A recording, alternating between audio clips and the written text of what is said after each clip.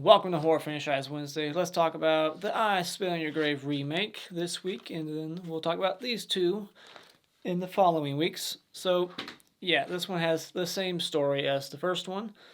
Girl is going to a cabin to write a novel, and then she gets attacked and raped, and they think she's dead, but then she comes back a month later to get revenge. So, this came out in 2010. This was my second time watch, and what are my thoughts on it exactly? Well, let's get into my positives. I like that this one was more inventive with the revenge. In the first one, it was very low budget, and it couldn't be too graphic at the time. MPAA, the censors, you couldn't do as much back then. In this one, it's 2010. This is unrated, and they do some pretty fucked up things in this one. The revenge is much more brutal. It's more inventive. There's fishing hooks being used on eyelids. It is very graphic and bloody, and I fucking loved it. It's very satisfying. I love the revenge in this one. It's probably the best. It's also more believable to me, her pulling this stuff off, how she gets the upper hand and knocks them out. She has bear traps, uses baseball bats to knock them out so that she can tie them up and put them where she wants them. Whereas in the original, it just didn't make sense how she got this person from this place to that place. Like, why that person would even go and trust her, and then how she was able to pull the one guy up with the rope. Like, you had to suspend disbelief in the first one, and not as much in this one. It was much more smarter in the writing. This one also has some better performances from the rapist in this one. Again, just to compare it to the original, my beef with that movie, one of my complaints was the acting from the rapist in that one, that just wasn't good. In this one, it's better. And also, I like that this one doesn't copy too much from the original. It doesn't feel like you're watching like a shot-for-shot remake. The deaths are more creative. Like I said, they change it up. They throw in some extra little things here. It makes more sense how she gets away from them in this one. Compared to the original again, where in that one they are just like, all right, go stab her, Matthew, and we won't even check to see if you actually did it. In this one, it's much more believable how she gets away, to me. And also, I like that this one added more of a psychological element.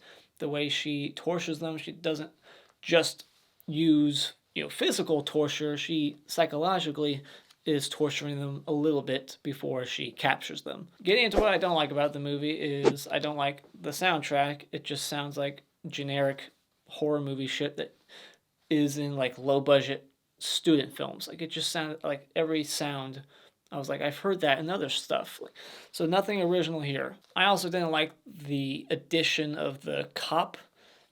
That's something they did different from the original, and I don't believe it. Like, it just feels unbelievable that this cop would be this evil, and the character didn't need to be a cop. I feel like they could have did something with that where he uses the fact that he's a cop to get her in the end. And the actress playing Jennifer in this one is no Camille Keaton. I don't think she's that great, especially when she's being attacked. Like, she's fine when she's getting revenge and when her character's being set up in the opening, but when you're in the second act and she's being scared and getting raped, it feels like a performance, and it's not convincing at all. I also thought it took just a little too long to get to the revenge after she gets raped and they think she's dead. There's just a little too much downtime there in between the rape and the revenge. It could have been tightened a little bit more.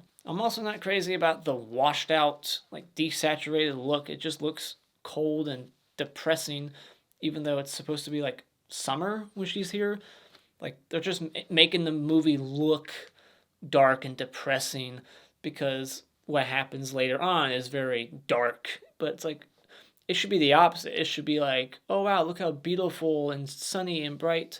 Look at all the colors. It should be like, misleading. Like, oh wow, this place looks amazing and this movie looks beautiful, and then some dark, hideous shit starts happening. So it's a more interesting, like, juxtaposition.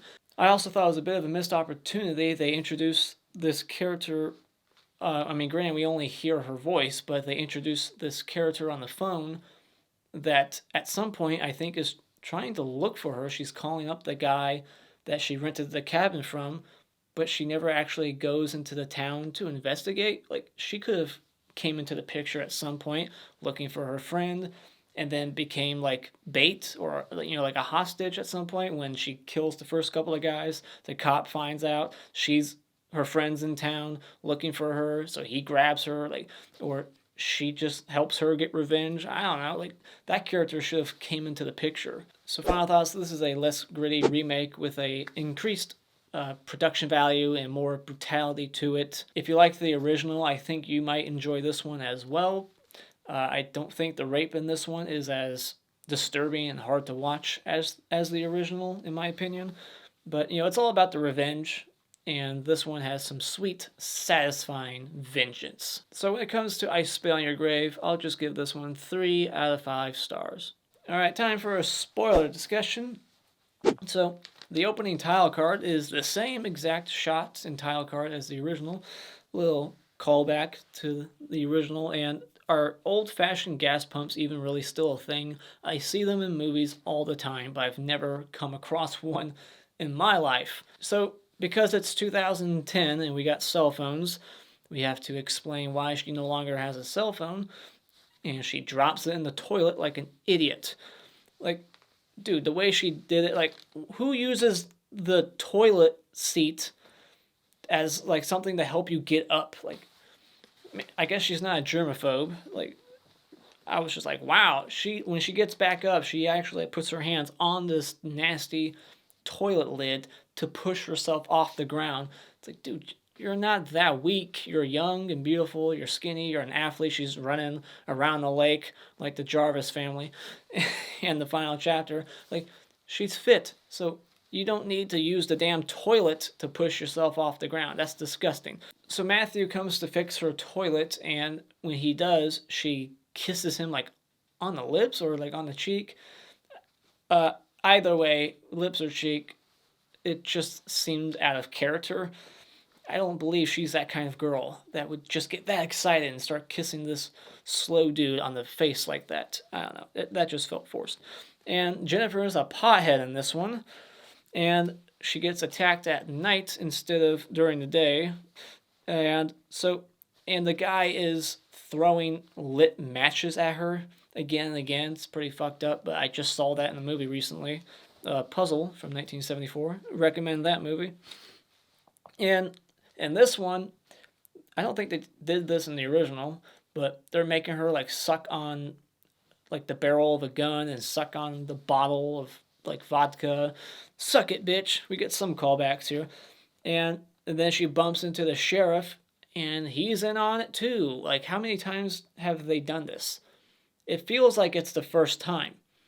The way it's set up, like, this isn't something they always do, but maybe it is. But just the way it's set up here, I believe this is the first time that they're all raping a girl, especially Matthew. They're like, we're going to pop your cherry. Like, this is going to be your first time. But if it is the first time, I just think it's so unbelievable that this sheriff would just be like, okay, what you boys doing? Oh, that sounds great. I'll do that too. Let's rape this bitch. Like, I knew these boys my whole life, he says, and so he just is going to defend them no matter what he catches them doing.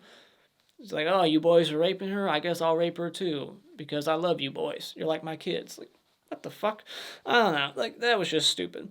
And another thing that's stupid is Stanley is just taping this crime. Like, that's really dumb. And then Sheriff in this movie is married and has kids, a kid on the way. So he's like the Johnny character in this one. And Matthew gets to rape Jennifer first. In the original, Matthew rapes her last, and he doesn't even finish. In this one, he does. And then you got the harmonica callback. And in this one, what's different during the rape is they're like dunking her head in water, and every little thing they do to her, she does right back to them. Like the guy who's dunking her head in the water, And his death later on involves water. The guy who likes to watch and videotape has his eyes fish hooked later on, and it's implied that this guy, Johnny, sticks his dick in her mouth and he makes her suck it. And he's like, I better not feel no teeth. And then later on, he gets his teeth all knocked out, and then his dick cut off and shoved down his throat, and he spits it back out. But still, so everything they do, everything they say, all comes back later on. So I like that. And so yeah, let's get to the deaths. So she, first she jumps in the water, and they're looking for a body, but they never find one. So then it's like a month later, and she's like kind of psychologically messing with them, like leaving a flip flop on their doorstep and shit. And Matthew's feeling really guilty, and then it's implied that she's lived a whole month in like Jason's shack in the woods. Why? They all think you're dead. You can go live in a hotel nearby. They won't know. Like, why are you putting yourself through that kind of torture? Living out in the woods like that for a month, eating rats. She's eating like fucking rats and like old nasty canned food. Like, I don't know why she would want to live that lifestyle for a month. But whatever. So then, she gets the one guy. She puts fishing hooks through his eyelids, and we actually get to see the fishing hooks going through the eyelids, and he's duct taped so he can't move, and she puts like dead fish guts all over his face, and then all these CGI crows come in and start pecking at his face and peck his eyeballs out.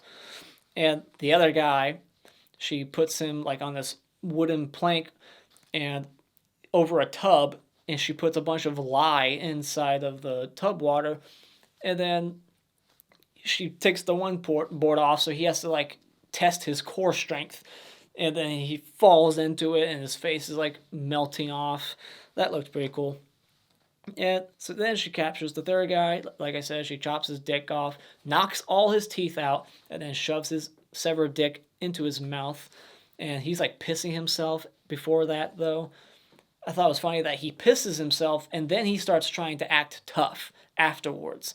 I was just thinking, like, dude, it's too late to act tough. He's like, oh, fuck you, bitch.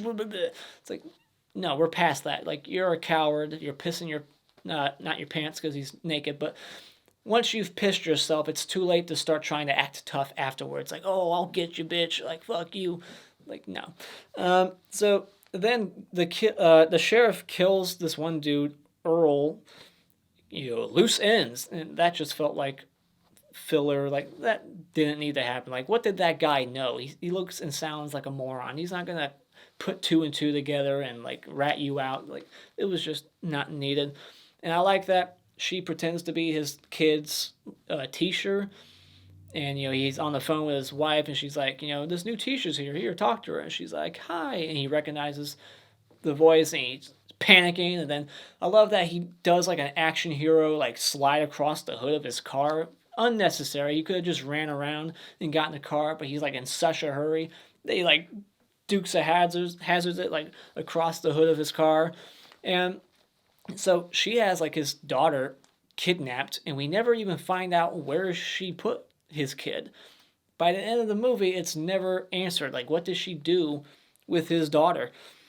And so yeah, and then he's the ass man. When he was raping her, he raped her in the ass, and he's like, I'm an ass man. So then his death later on, she takes the shotgun and keeps shoving it up his ass, and she's like, I'm an ass man, or just throwing it back at him, and then rigs it all up, and the strings attached to Matthew. When he wakes up, he moves his hand and it triggers the shotgun. He gets shot through the ass, out the face, and the bullet hits Matthew, so it's like 2 birds, 1 stone.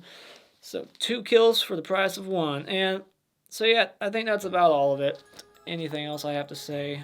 It's probably not important. So that's the end of the movie. What are your thoughts on this remake? Let me know in the comments below. And as always, if you like what you've seen here, you can hit this like button and become a subscriber today just by clicking on my cartoon face in about 5 seconds. And remember, it's all an opinion. You don't need to get butthurt about it.